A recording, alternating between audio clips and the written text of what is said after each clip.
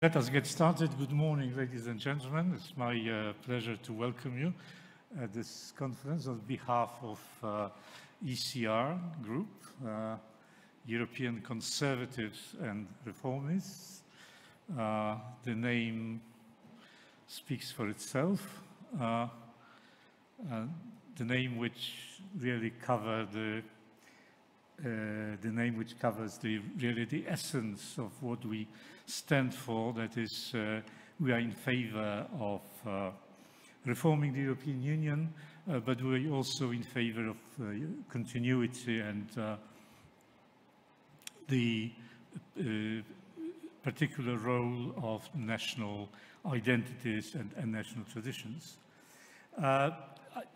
Today's conference is a series of several events which we have been organizing because the moment today's Europe, today's EU is in a state which might bring substantial changes in the decades to come. As you know, the ruling forces in Europe are preparing a great federalist leap forward. And because of that, some counteraction should be launched. And this conference and several others is, I believe, a part of this counteraction. This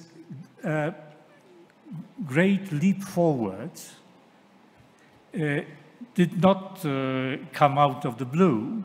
Whoever was watching the developments within the European Union could see these tendencies coming. Now, just to open the conference, let me make one general point. And my point is the following. On the basis of political theory, political history, as well as experience that we have managed to accumulate throughout centuries, we know more or less what a good political order should be like. And the European Union is exactly the antithesis of what we know about a good political order. So that's my point. The ruling I think we can enumerate the ruling principles of a good political order, of a good nation state, or in fact any political order. First, stability, right? Political order should be stable. Second, should be accountable to the electorate. Accountability is of utmost importance. Then the power should be divided and the branches of power should be separated. Fourth, we should have a possibility of a democratic pendulum, which means that the system is based on the division between the government and the opposition, which presupposes the political equality of major actors. Then, whatever the number, checks and balances, or something that is rendered by the well-known Latin phrase or Latin question, quis custodiet ipsot custodes, who will guard the guardians? So the guardians should be somehow guarded too and controlled. And the next point, transparency of the decision-making process. Then no ideological monopoly, and finally, respect for the tradition and for the complexity of social fabric. Now, if you look at the European Union, we can see that what has been happening there is exactly the opposite. That is no stability. The idea of ever closer union, the moment Lisbon Treaty was signed and ratified, immediately there came opinions and demands were articulated going beyond Lisbon, right? There's always ever closer union, right? All the principles and rules and regulations are considered provisional and temporary, and they can be circumvented, they can be violated, so long as they push forward towards greater integration. No accountability whatsoever. I mean, if you look at the European Commission, is not accountable to anyone. European Parliament is not accountable either. I mean, usually the example which I give is that we, the Poles, we have about 50 MEPs, which leaves about 650 MEPs who are absolutely not accountable to the Polish electorate, and they make decisions about the Polish society. So they can do whatever they want because they are not responsible, and they will not held responsible by the electorates. Power is not divided. If you look at the European Commission, is it executive? Is it legislative? Or is it sort of judiciary or quasi-judiciary? It's all of these. The same political constellation holds power or has held power for decades. The guardians are not controlled. I mean, the commissioners can do whatever they want. They are not controlled by anything and anyone. No one knows who makes the decision. The most obscure decision-making system, as you can imagine. And of course, inequality of political actors, inequality of member states. Some are equal, some are more equal than others, and ideological monopoly, which has become more and more stifling. And finally, the European Union has embarked on gigantic social engineering to create a new European society with a new morality, new modes of conduct. So when we look at the European Union, it seems, at least it seems to me, that we have thrown all our political wisdom overboard. This is a construction that has been built without any regard to what we know about politics and how to create political institutions. So it has serious structural defects. It's not that there were some deviations, the deformities. No, there are serious structural defects. So if the current trends continue, we are in trouble. We, I mean, people living in Europe, nations, communities, everybody who cherishes European tradition and is attached to his own national identity. So I'm saying all this in order to emphasize the importance of what we will be discussing and the enormity of the problem we are confronted with. So, without further ado, that's all for what I have to say. In my opening remarks, without further ado, let us proceed to the first panel, and let me ask pan redaktor Jacek Karnowski. Bardzo proszę.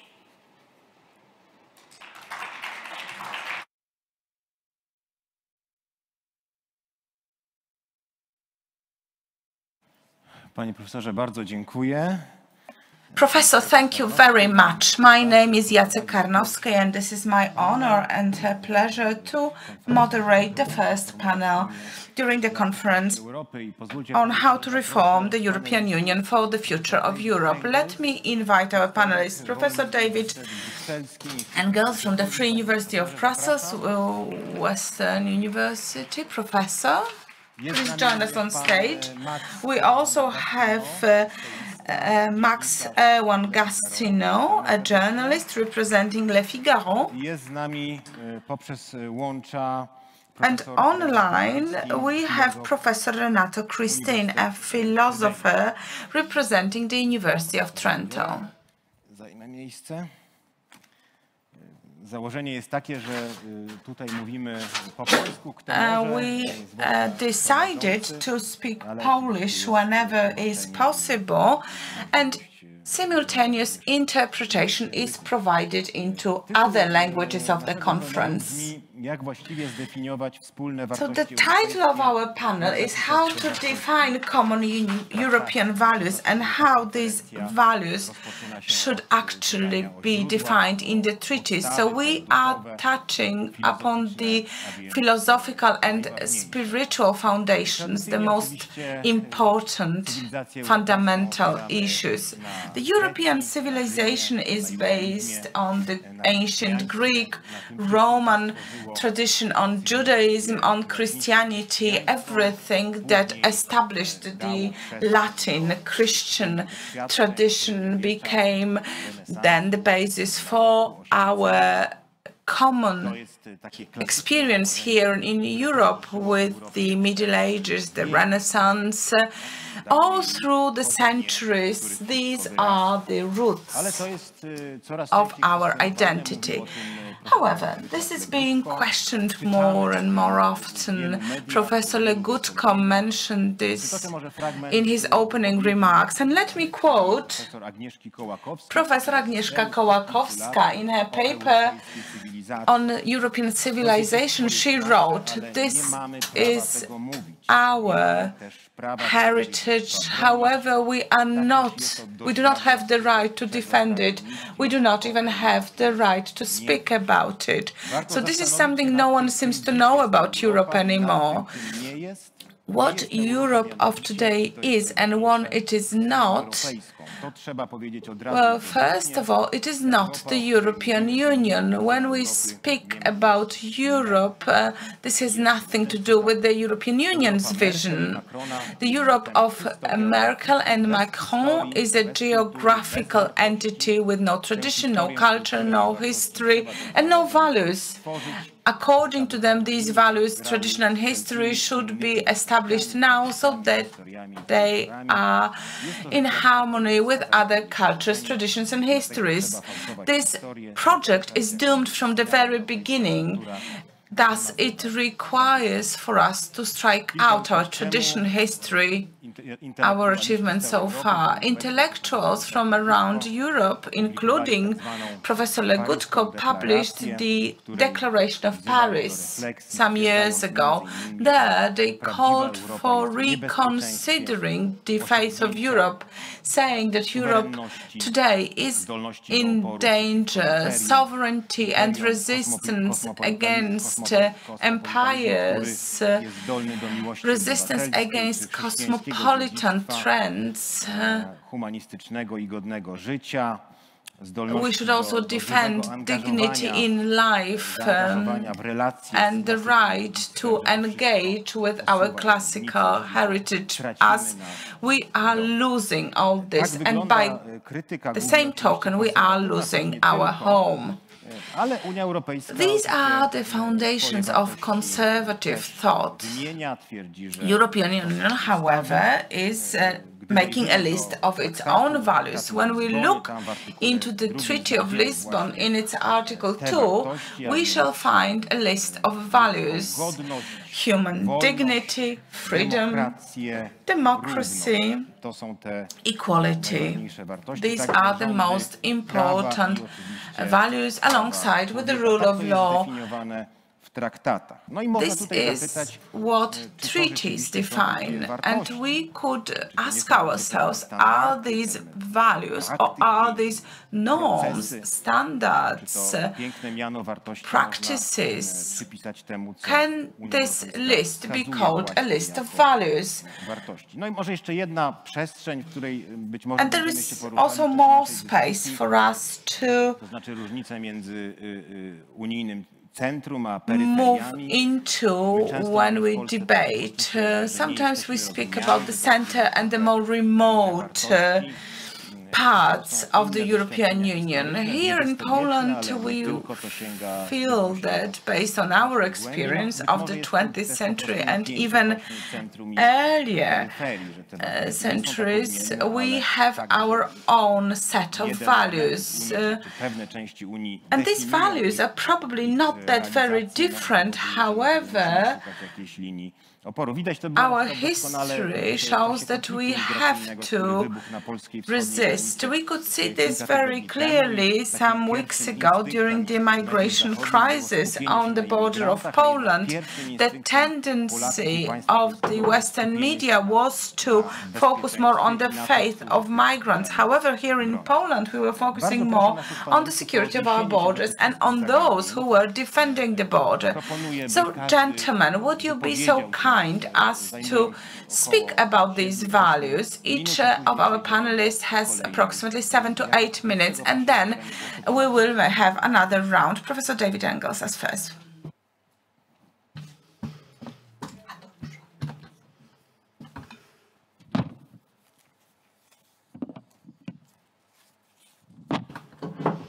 Sehr geehrte Damen und Herren, zunächst einmal ganz herzlichen Ladies and gentlemen, first of all, thank you very much for inviting me to this conference. I'm very excited that I can present my position on those vital issues, and I do hope that I'll be able to provide answers.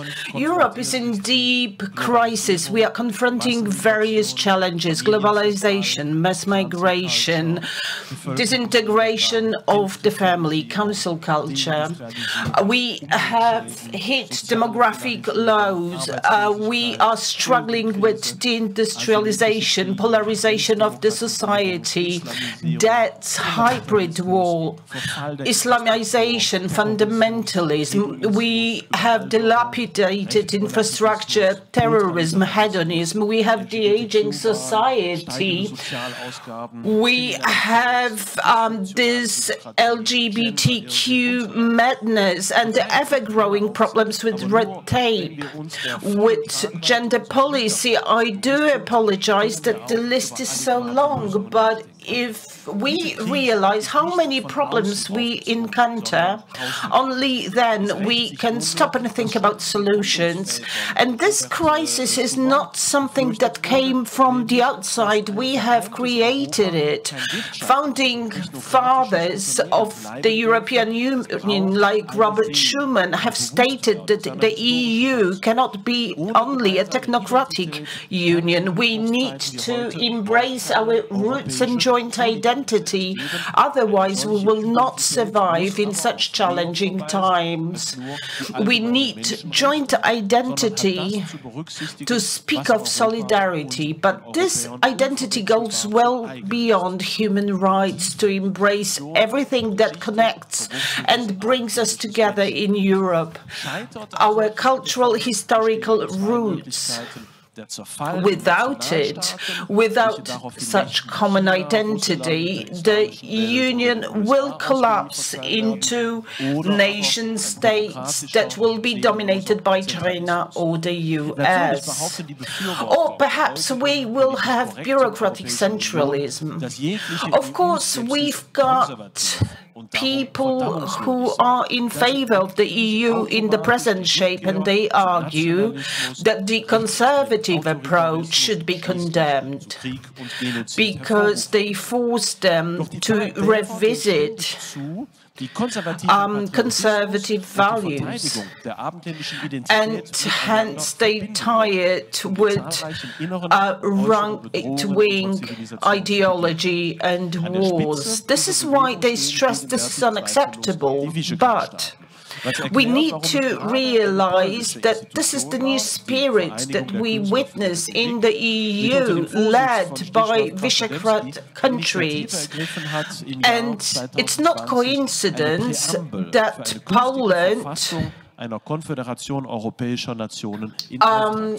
has seen the rise of the concept of the new constitution of the EU and a group led by Zdzisław Krasnodębski is championing the concept of a new preamble for the Constitution, Federation of European States. So the goal of this preamble is to capture conservative values that should be clearly and transparently expressed, to eliminate old mistakes embedded by Valéry Giscard d'Estaing in the Constitution.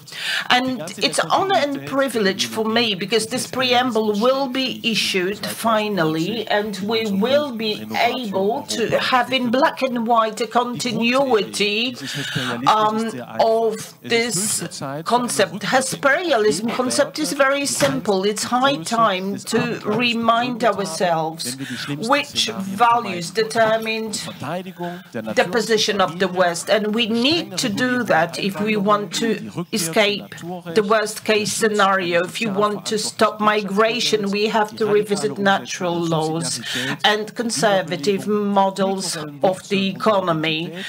We need the principles of subsidiarity to be put in place. These are pillars of the new Europe driven by Hesperialism. If we want to survive in the 21st century as a European civilization, we need to embrace traditional values that have been shaping the old continent since the Middle Ages. We have to curb Brussels centralism. We need to build bridges between nations of Europe in key areas such as protection of borders, research, combating crime, building infrastructure, defending strategic resources and legal standards.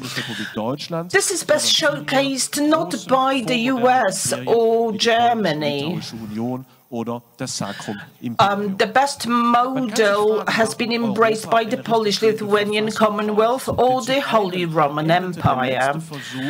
Do we need a constitution for the EU? Because the recent attempt at adopting a constitution ended up in a failure.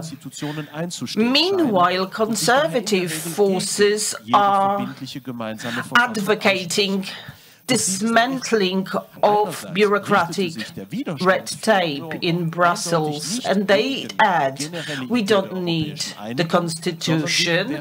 And this is not a resistance that we see against unification of Europe, but a specific format of this unification that we see right now. So new constitution may take European unification to a whole new level and defend this concept against left-wing influence. We want to have Europe which is patriotic and proud and defends its identity. We want to have Europe which is respecting diversity of European nations, but it's not focusing on multiculturalism.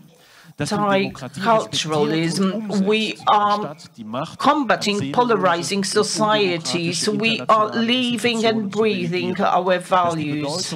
We are not giving power to international organization. Europe, which is defending the continent on the international arena instead of selling it. So we need to reclaim such Europe and oppose today's elite. It may be done in the spirit of patriotism, conservatism, and this is our objective. We have made an initial foray, and hopefully we will start rewriting the history of Europe today. Dziękuję, panie profesorze, przede wszystkim za ten duch optymizmu, bo to jest rzeczywiście... Well, I have to admit, this is very valuable. There are many conservative initiatives. Things are not that bad. We need to focus on the question, what should we do? Which drives activities of our community, and it's priceless, because this is exactly what we need. We need to reclaim Europe. It's an ambitious goal, and our region breeds hope. Well, the sheer fact that Poland has managed to endure the migration crisis, we have demonstrated to the world at large that our border can be defended. Probably the anxiety we have created boils down to the fact that so many people have realized that you can win this battle. Right now, Max Gastineau, I do apologize, perhaps we'll ask our guests in the studio first to speak up for technical reasons. So the floor is yours. Can you present your statement on this issue? Bien. Bonjour à tous. Je suis très heureux d'être Good morning, everyone. I am very happy to be here with you today. In the capital of Poland, such a brave country that is so often being accused of different things. And I would like to begin by thanking the interpreters, as their support makes us possible to live in diversity. So interpretation and translation is the true lingua franca of Europe, because it makes it possible for us to speak our own mother tongues. In my case, this is French. So before I pose the question of how we define European values, we should think what are values and what are the values that European Union wishes to defend. Sometimes they are presented as something that goes against the resisting countries. Yes, you did mention that the values are listed in the Article 2 of the Lisbon Treaty. Dignity, freedom of a human being. We all agree to that. No one is against human rights and human dignity. But in reality, there is a struggle going on around these values, as between different countries, between different political groups, there is a political and cultural fight underway, because someone is to decide what values will define us for the future. In the European Treaty, we have a general mention of the values, and who is to define them in more detail? We find out that this is the European Commission in Brussels, and then we see that European Commission mistakes European values for liberal values. Of course, liberal values are a part of a European heritage. However, there are also other currents, other thoughts in Europe. So why European Commission is mistaking European values, confusing them with liberal values, because they protect individual rights and minority rights, minorities represented by NGOs and different non-governmental organizations, associations, and so on. However, human dignity is not only defined by defending minorities, it also has to do with customs, traditions, and here conservative thought is a philosophy which is expressed by attachment to our community, and it makes it possible for communities to be created and to remain in existence over time. So the European Commission and its actions create a situation where conservative values are an obstacle. In the past, we had a commissioner for European style of life, and then European Commission was accused by Renew and other left-wing groups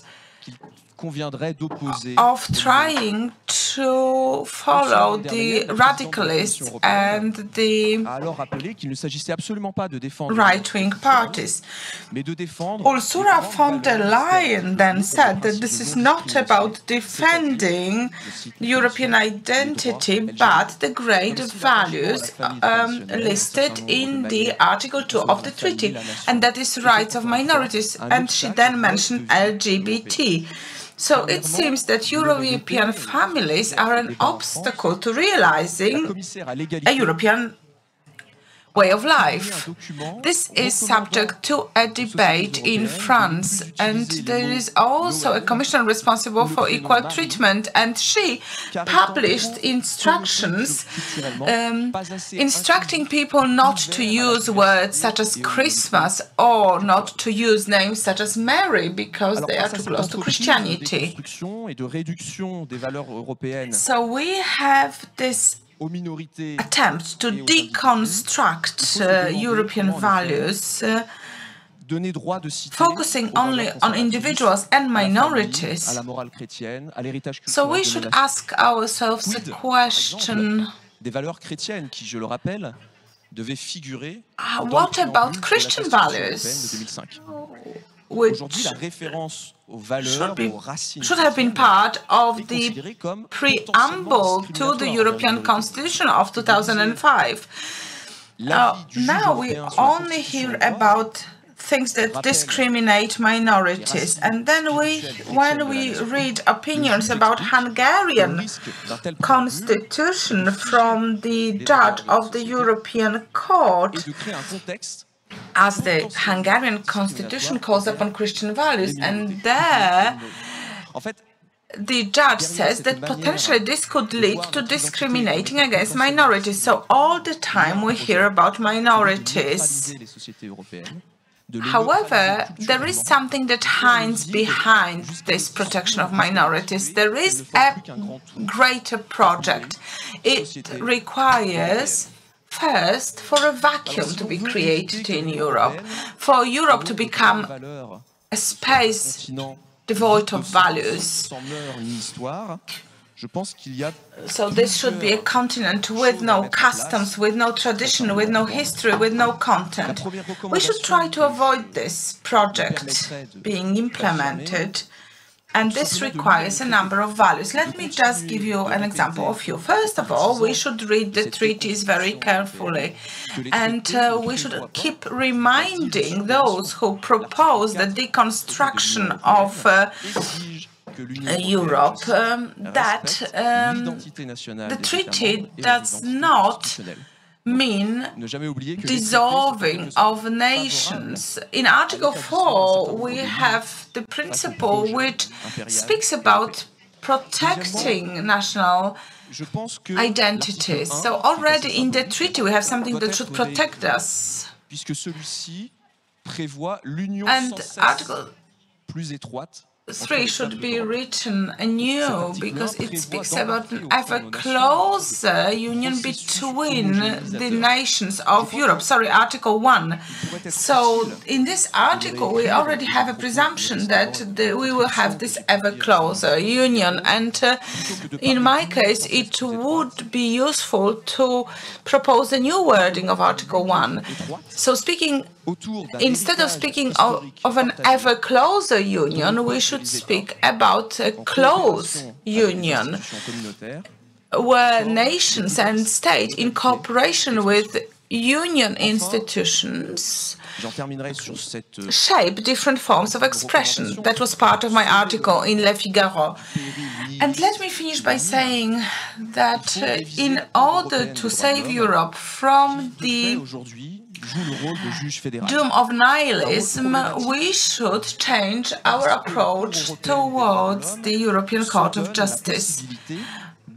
This court grants itself the right to interpret and reinterpret the treaties. And let me give you just one ruling, the Rees ruling from 1986, where the judge grants himself the right to judge on the change of habits and mentality. So there seems to be a situation where not a nation, not a community, but a judge decides upon such things.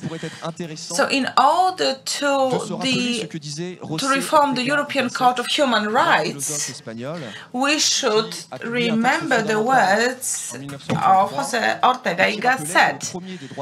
In 1983, he wrote a text where he reminds us that the right to continuity is a fundamental right of humankind. And let me finish with a quote. He said that revolutions that proclamate new rights while hurrying out to change the world always violate fundamental human rights. And they violate the right to continuity. Right to continuity is the right to being human. It makes us different from animals. Thank you. Well, thank you very much. It has been neatly said, the right to continuity. And those fragments that I've read at the beginning, the right to roots, the right to your past, when you've said that languages are the beauty of Europe, I remembered what the Polish Pope has said, who highlighted many times that each European nation is a treasure, that everyone makes a contribution to this great treasure trove. And we have reached a stage right now where many nations feel uncomfortable. They have a sense of tension, anxiety. They entered a community and they feel, as part of this community, suppressed. When we hear about European Union treaties in Poland, especially recently, we can have bitter afterthoughts. It seems that Poland is the testing field for European institutions, whether it's possible to seize even more power. We believe that treaties are bluntly violated, that it's violence later legalized by the EU justice system, which never stands on the side of the weaker. So it's an interesting chapter in the Polish history, the ruling of the Polish Constitutional Tribunal, which identify limits of the EU law, especially those which are not subject to treaties, have made Europe realize that an important dispute is taking place right now. Renato, Cristin from Trento, please present your insights on topics we are currently discussing. Mr. Professor, the floor is yours. Well, thank you very much. I would like to thank Professor Krasnodębski and Professor Ryszard Legutko and the entire group of European conservatives and reformists for bringing this meeting together. Values will probably witness the biggest battle for the future of the European Union and the Europe itself. I think that today reflection on spiritual values is particularly important because Europe is now torn by political chaos, psychological, humanitarian chaos, which is first of all triggered by the epidemic of the Chinese virus, and secondly by decisions, restrictions imposed by bureaucracy on European society to confront them. And the European Commission has been very cautious. It did not want to infringe personal freedoms, but because formalism superseded freedom, values and principles have been deformed and reduced to what is functional, regardless of their context. Of course, I don't have time to dwell into it in more detail. We have the pandemic crisis, which is a very hot topic, but the attack launched on European values, which continues for many years, because the political correctness is rife.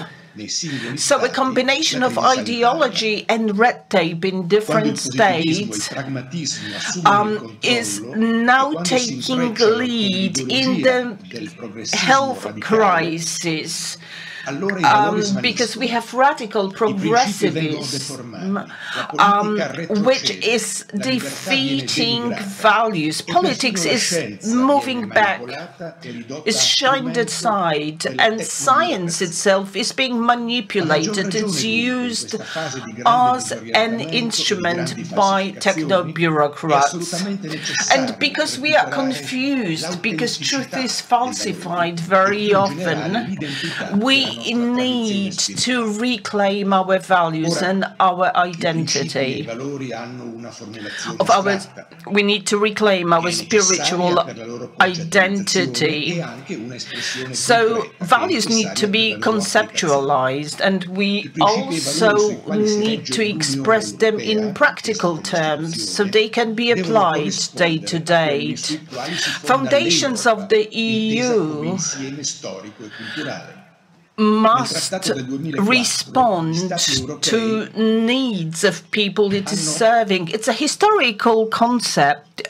It's a collection, it's a set of ideas and values. We see that some efforts have been taken by founding fathers of Europe. They tried to form a list of values, but what is missing on this list is a vital historical assumption that should serve as our point of reference, Jewish-Christian roots. There was a violent debate featuring Pope John Paul II, because the European spiritual and religious tradition is vital not only for EU institutions, but also for the survival of the entire European civilization. But the majority at the European Parliament and the Council of Europe opted for political correctness and not historical truth, the truth of traditions. And things went awry. As a result, many today's mistakes we are now committing in relation to values are rooted in those developments. We are now facing a vacuum, like a hole in the dam, through which water is leaking and flooding everything around it. So values need to be practiced in real life. Where can we test it? I think the current border crisis on the Polish-Belarusian border, which is not only triggered by Russia, but it shows all tensions which are rising across Europe. Tensions between Poland, China, Russia and Europe. Progressivists believe Poland is violating human rights because it does not enable Poland to enter its territory. Those migrants were brought to the border by Belarus. Poland is defending its borders, and Poles is defending the entire Europe. The political and media establishment is telling everyone that there is a power struggle on the Polish-Belarusian border. And migrants are being weaponized. It's true that on the border, where there are many adults sent by many different organizations, including terrorist organizations, and it's true that there are innocent women, that there are children out there, but they are victims, they are being weaponized, used for very different purposes than humanitarian purposes by aggressors. So Poland is also a victim of the border crisis. And we need to say out loud that on the other side of the border there is the Polish nation, which is at risk by the migration crisis, which cannot be underestimated. Europe is being hesitant. Progressivists are putting Poland at the receiving end of criticism. But it's also a condemnation of immigrationism. Poland is wedged between the rock and the hard place. And in fact, we should identify what is at stake. Well, the crisis on the border will redefine the future shape of the EU. Poland has a geographical location which determines a European border with the Russian Federation. We need to keep in mind that Russian history is emotionally loaded, just to mention Cristin. Meanwhile, Europe has an ally in the US. Poland is a major partner of the North Atlantic Pact. And most people in Europe do not want to change the status quo. For historical, political, military reasons, a country with such a vibrant religious identity and traditions denies and is curbing Russian plans to go further into the Europe. And it does not also want to yield in to the EU and diminish its national identity. And what would serve us better in such circumstances? Migrants are being weaponized. And many people are witnessing the migrant drama as it continues on the external border of Poland or Spanish or Italian borders. And few people realize that similar dramas may be faced by European nations that will have to cover the cost of burden of future migration, because many people who will arrive in Europe will not be able to cope on their own. And perhaps in the future we won't be talking about the drama of individuals but whole nations. So the Polish government is right now taking on a responsibility every accountable government should take on. It is protecting its borders, it is protecting its citizens against social imbalance, which is triggered, and we know it from history, by uncontrolled migration. And this seemingly tough policy is making a contribution to protection of European values. Okay, so this is everything I wanted to present in the first round. Thank you. Bardzo dziękuję, panie profesorze. Thank you very much, Professor.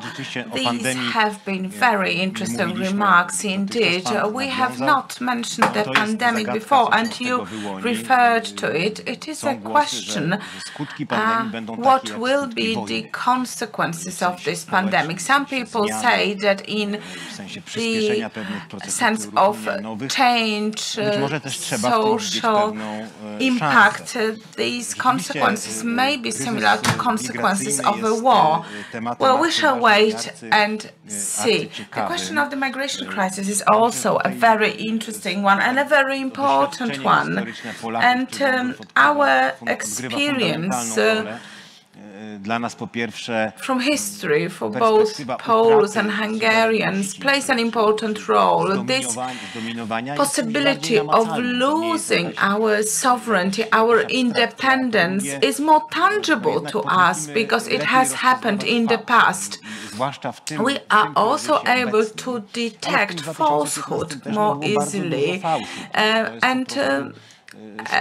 in 2015, as well as now, we could see that this is an operation which has a certain media package, but although it is being represented as other people's misfortune, we can see through this. There are billions of people worldwide who may wish to move into Europe, and if we start to transport them by air, we will flood Europe. And if we do not put a stop to such an attack, if we do not defend ourselves successfully, we will have a disaster. So, ladies and gentlemen, we have another 20 minutes, so we shall have another round. Professor Engels, let me start with you. You said that the European Union will always disintegrate if it follows the current path, or it will become a centralistic state. Democratic centralistic state. So there is the question of the sustainability of the system that is being built right now. Mr. Wilstein said that the West is not recreating its values, its tradition, its roots. It's simply consuming the ones that already exist. So the question is whether the conservatives, those who see how absurd this new construct is,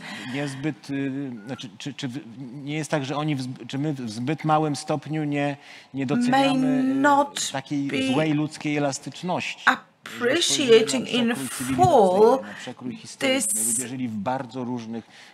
negative flexibility or adaptability. We have to remember from history that different societies lived in different systems and they were always able to adapt.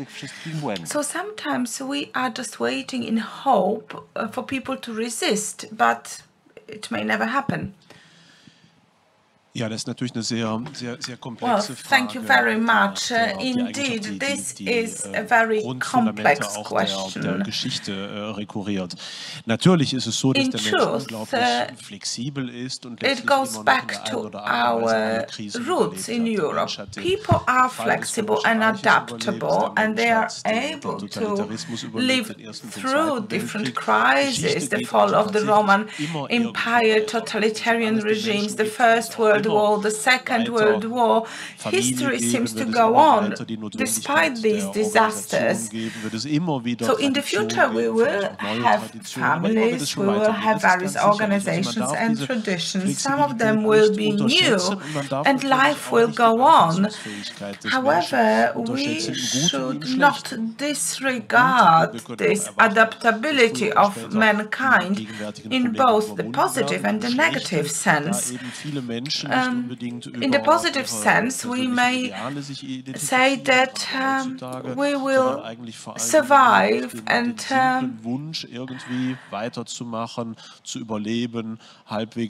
live to see a change in the current trend, but the negative aspect of flexibility and adaptability is that maybe people will be opportunistic and will simply adapt to the current trends.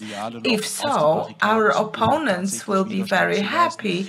Very few people right now are willing to fight for their values, their ideals, to go onto barricades. Nietzsche already mentioned this post-history, focusing on individuals instead of common values is very dangerous. We should also take into consideration the fact that some of the things that happen here, not just on the level of the European Union, but also on the level of member states, of nation states, are moving towards ultra-liberal, leftist, universalistic values and political correctness. This is very wrong indeed, because if we look at the more metaphysical aspect of the current struggle, the political forces that act in many different fields,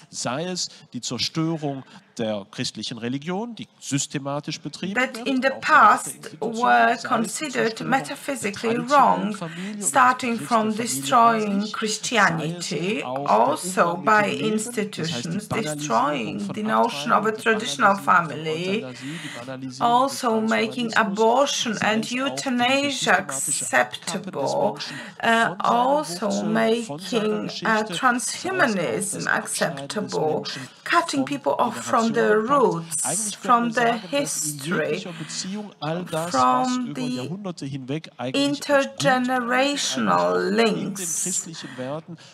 Those were the things that were considered good and positive for many centuries as part of Christian values, and now all these things are considered wrong. So it is not just a struggle between the right and the left wing. It is becoming more fundamental. It is a sign of danger, but in this we can also see some hope. We realize that evil Untergang führen, nachdem es natürlich mit sich gerissen hat in diesen Untergang, nachdem es am Ende evolve into being an absurd notion. So sozusagen einmal mehr it will fall. Das böse Oberhand genommen hat und sich das auch aufdeckt und dekouvriert, was es tatsächlich ist. It may prevail, but for a very short time only. Nicht auf Ewigkeit. What does this mean for us? Aber der Kampf ist unter dieser In long-term perspective, we shall prevail over evil. But this fight is more difficult and maybe longer than we presume. It is also an obligation for us to take a stance, to take part in this economic and cultural struggle. As we have no other choice, we have to resist these forces as much as we can. Well, thank you very much. Yes, we have to resist and we should never give up. And now to Mr. Gastineau. My question pertains to this situation in France. When we speak about the change and a potential for change, initiatives such as this one and other events and conferences organized by ECR intellectuals, they are all very important as they serve as a platform for building a language, for presenting ideas and concepts. However, what we need is a political change in different countries. Here in Poland, we speak about possibilities of a political change taking place in Italy and in Spain. Sometimes we speak about France, although this is less likely. Marxists would say, is the clash of the classes already strong enough? Are we already at a point in time where we can speak about a hope for change in one of the most important European countries? Oui. Je crois qu'en effet, en France, aujourd'hui, il existe un grand nombre de tensions Yes, as for France, there are a lot of tensions, be it social or cultural, and we see them in many different Western European countries. There is this tension between urbanized big cities and more rural areas. There is also the tension between the elites and the masses. And in 2018, a very strong social movement of the Yellow Vests emerged in France. And when we looked at the demands presented by the participants of this movement, we did see amongst the demands a request for the political elites to remember that they are an emanation of the will of the people. So the Yellow Vests demanded for the nation to be able to decide again about its faith. Many French flags were also brought to demonstrations in different parts of the country, including the most rural areas. In France, we have this political tradition where we speak about unity and the strength that stems out from the nation. It means that state has to take on an important role, protecting and nurturing the nation, also during the process of globalization. And if we have about this, when we speak about these protective states and such an ambition, in France, we spoke a lot about the ruling of the Polish Constitutional Court, which said that the Polish constitution prevails over the European laws. And many people from both right and left spectrum of the political scene were defending Poland. Poland was defended rather than attacked in France because the French concept is very similar. We want to protect ourselves from the decisions of the judges of the European courts. So we want the legislators to be the only one who have the legislative power, and supranational courts should not take on the legislative role. And in particular, they should have no influence on national legislation. And when we look at the social and political situation in France, taking the Yellow Vests movement into consideration and tensions that are also a result of mass migration. So this aspiration to return to sovereignty, to create a strong state in France will be visible in electoral results.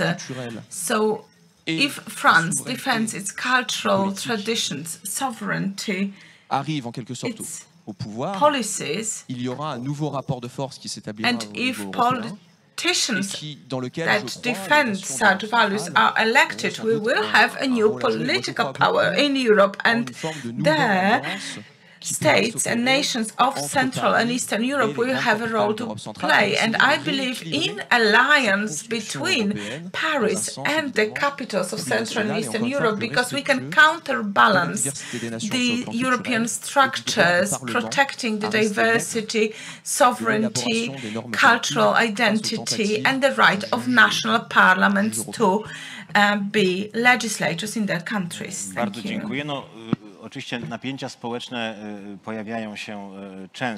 Well, social tensions arise quite often, but we need to have them translated into reinforcement of counter-elites or another political agenda, because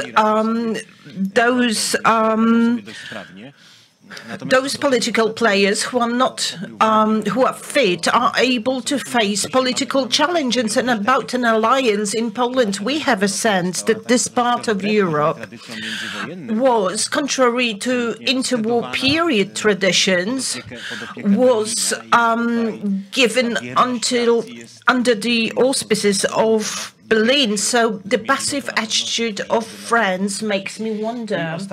And lastly, Professor Cristin, you have mentioned that we have opted for political correctness instead of Judeo-Christian tradition. Professor Engels mentioned continuity before the...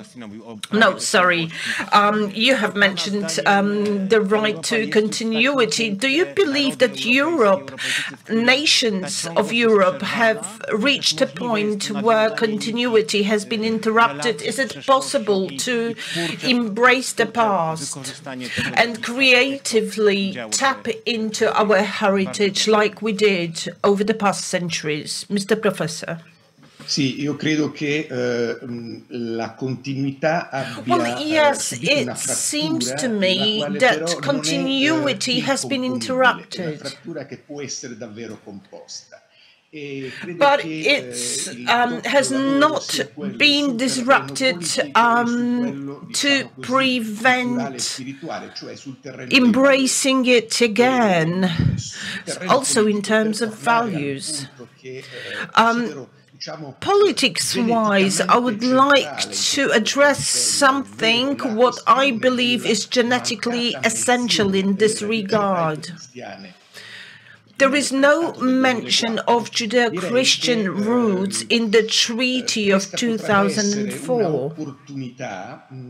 It seems to me that would be a perfect opportunity, for instance, for the ECR to make a reference to those roots, which underpin the Western identity more than anything else.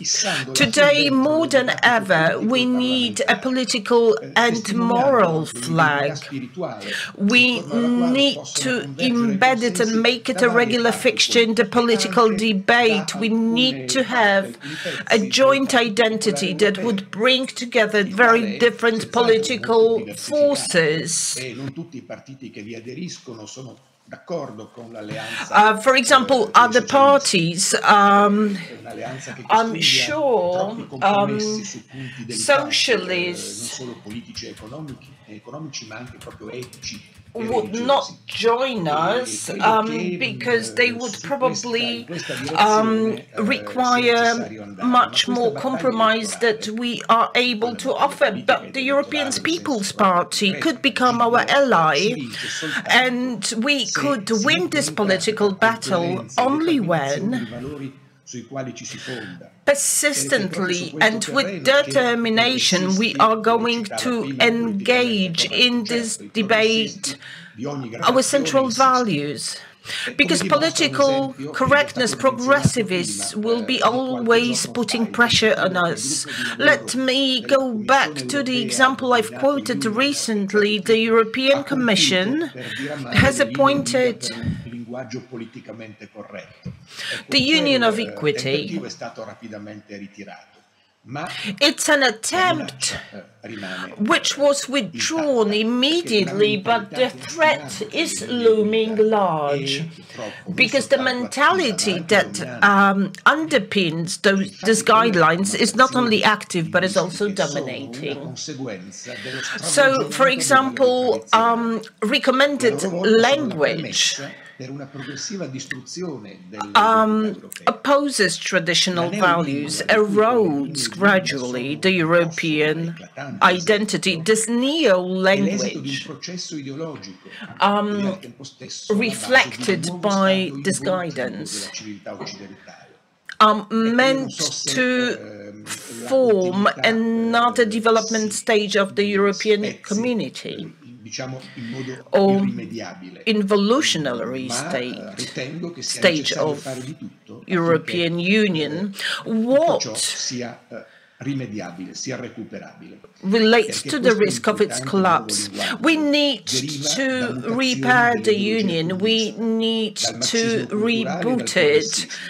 This new language is modeled on Marxism, on progressivism. It strives to dismantle values and replace them with empty words, with superficial terms that carry no meaning. This is nihilism embraced by European institutions,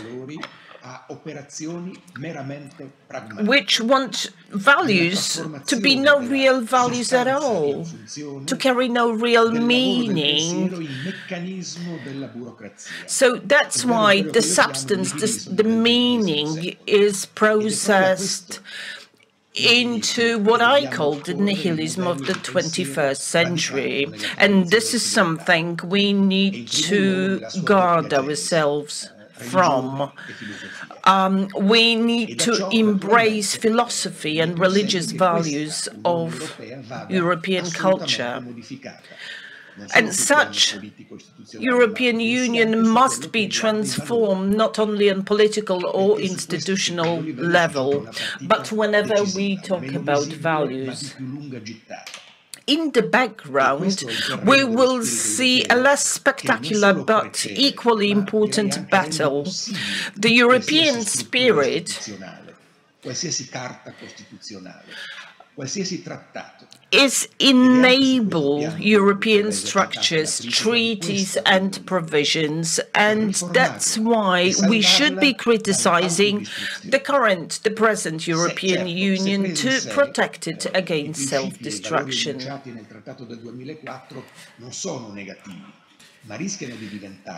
And of course, values laid down in the Treaty of 2004 may become negative if they are subordinated to the needs of bureaucracy or ideology, when they are translated into practical terms by progressivists, by political correctness. They may become harmful and destructive because we will not have a reference point in Judeo-Christian traditions. I'll give you an example. Supporting values in abstract terms, if they are not tied persistently to the historical and cultural context, which describes how those values developed, means that those values are being exposed to manipulation. So we want to combine the Treaty of 2004, which presents values, with the Charter of European Values, which will be underpinned by our experience of nations, individuals, and only then we can take Europeans and European institutions onto a next stage to reflect on our values for the future of our continent, for the future of our identity. In such challenging times like those we are witnessing right now, we need efforts launched on a wide scale. It's essential because if we lose this massive battle for ideas, which is fought on the Western Front, we are going to lose everything: conservatism, our values, even freedom. This is the perspective we are currently facing when we have to make a choice. Thank you very much. Panie profesorze, rzeczywiście stawka jest ogromna. Potrzebujemy tarczy konstytucyjnej, o której mówił. Okay, so we need a constitutional shield. We need to use values as a shield. We need to defend continuity.